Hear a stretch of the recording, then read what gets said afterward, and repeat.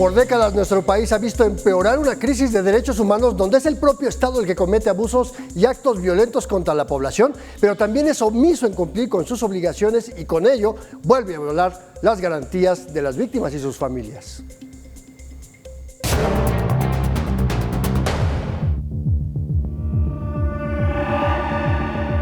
Se le avisó a las autoridades locales, se les avisó a la fiscalía y no lo buscaron, no les interesó, no tuvimos apoyo. México vive una crisis de derechos humanos que se refleja en la cantidad de hechos violentos y de personas desaparecidas. En enero de 2024, el gobierno federal anunció que utilizaría la metodología diseñada por autoridades de Ciudad de México para la búsqueda de personas, sistema que a decir de especialistas no se adapta a la realidad de todo el país.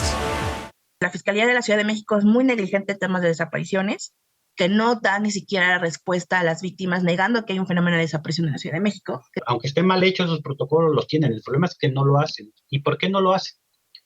Porque eso les lleva a investigar un delito y a buscar responsables. La inacción del Estado en sus 3 niveles revictimiza a las personas, viola su derecho a ser localizadas y viola los derechos de las personas y familias a recibir atención y respuestas y a veces hasta las acosa. No me hizo caso el secretario de Seguridad Pública, Ricardo Benavides. Al contrario, me citó para amenazarme y para decirme que bajara todo lo de redes sociales de Yair, porque yo estaba haciendo una psicosis en Irapuato y era mi culpa la situación que estaba pasando.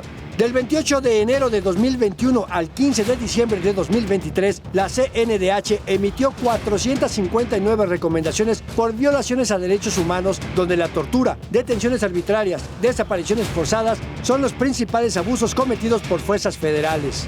En este periodo hay 59 recomendaciones por violaciones graves a derechos humanos. Ejército y Marina concentran la mayor cantidad de denuncias por tortura, desaparición forzada, trato cruel y detención arbitraria, con 17 entre ambas.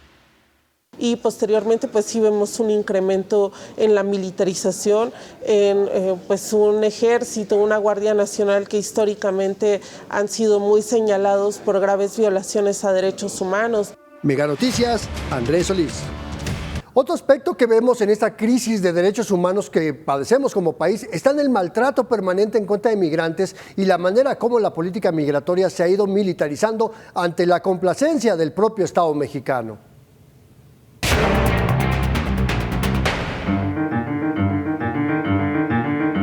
Quien gane la presidencia de México tiene un enorme reto enfrente: recomponer el Estado mexicano para que garantice la seguridad y el respeto de los derechos humanos que requiere la población. Especialistas reconocen que no es una labor sencilla luego de años de avance democrático donde, paradójicamente, dicen, el Estado se fue haciendo más débil ante los embates de los poderes fácticos. El gran problema de la crisis de derechos humanos en México está relacionada directamente con todo el conflicto armado que creo que tenemos. O sea, creo que hay que llamarlo ya tal cual, como un conflicto armado que si bien involucra como tal partes que buscan tomar el poder político como tal en México, sí tiene efectos muy grandes y más grandes que muchas guerras civiles, por ejemplo. En su programa de gobierno, el candidato de Movimiento Ciudadano Jorge Álvarez Maínez habla de impulsar una política de seguridad con enfoque de derechos humanos y garantizar la atención integral de las víctimas y que el Estado se conduzca en el respeto y promoción de las garantías individuales. En sus propuestas políticas, Xóchitl Gálvez de la Alianza PAN, PRI y PRD habla de garantizar los derechos en todas sus dimensiones y rechazar la militarización de la vida pública, además de que haya protección integral de los derechos de las infancias. En tanto, Claudia Sheinbaum, de la coalición PT Partido Verde Morena, también habla de evitar el uso de la fuerza del Estado al tiempo de garantizar el ejercicio del derecho a la libertad de expresión y manifestación. Sin embargo, ninguna propuesta presidencial habla de recuperar el territorio que está en manos de criminales que permanentemente vulneran la integridad de la población a través de la violencia y la extorsión. La gente que es muy joven, pues en realidad ellos desde niños tienen esta situación, ¿no? O sea, todavía, por ejemplo, en mi caso, pues me tocó poder jugar en las calles sin tanto problema, ¿no? Pero, o sea, una generación completa de mexicanos que nos tocó esto, más aparte de los que vienen saliendo, no han experimentado otra cosa que no sea la violencia extrema. Mega Noticias, Andrés Solís. Y resulta que el organismo autónomo creado para ser garante y protector de nuestros derechos es ahora un aliado del poder y a veces parece que protege más a este Estado violentador que a la población.